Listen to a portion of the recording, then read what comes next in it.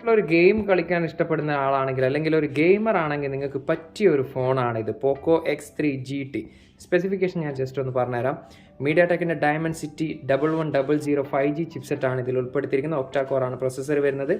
അതോടൊപ്പം തന്നെ ഇതിൻ്റെ 6.6 ഇഞ്ചിൻ്റെ ഫുൾ HD+ റെസൊല്യൂഷനോട് കൂടിയിട്ടുള്ള IPS LCD ഡിസ്പ്ലേ ആണ് വരുന്നത്.